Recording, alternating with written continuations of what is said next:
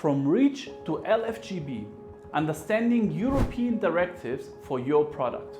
Welcome back. In this video, we'll dive into European regulations and how they impact your product compliance. With 27 member states, there are some variations to keep in mind, but they generally follow the same directives and legislations.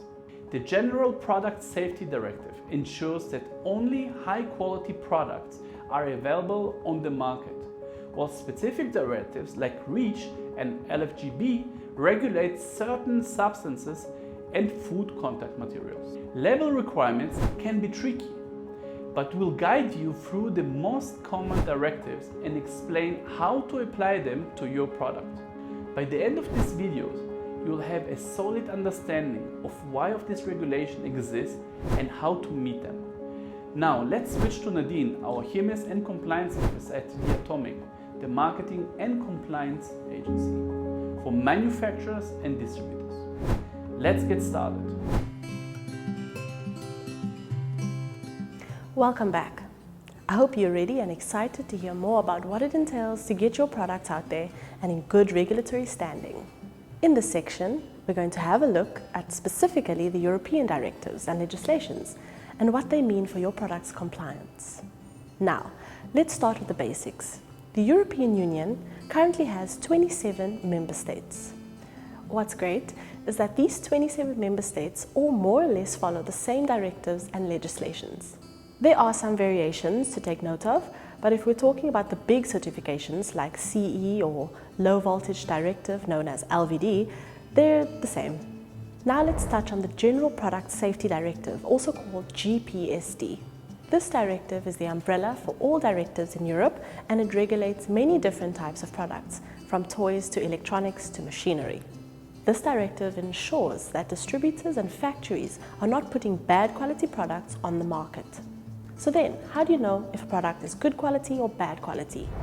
There are standards under the various directives that tell you how products must be made.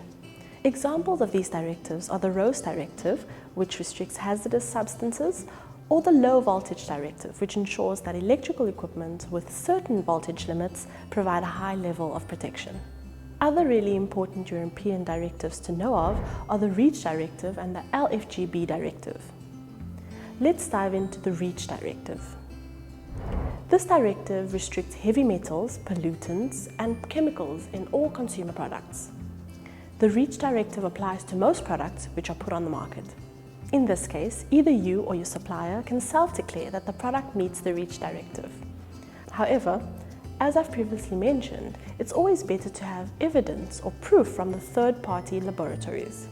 Now, the LFGB Directive, on the other hand, is a Food Contact Material Directive, which basically regulates anything that physically comes into contact with food. For example, a spoon or a frying pan. However, you'd be surprised that this directive also applies to some textile products, because under some circumstances, textiles come into contact with food. Like, picture those cloths your grandmother uses to cover her baked bread. Although it is not the intended purpose, it is still a very likely scenario, and therefore people need to be protected from it. So it really depends on the product. And then finally, we have the label requirements for the product. These requirements can be slightly complex. I've seen many Amazon sellers who simply have a white box with a barcode and a picture on the packaging. But in reality, a lot more information is needed, and not only for aesthetic purposes. You also need to keep in mind that these will need to be translated in the languages required for each country.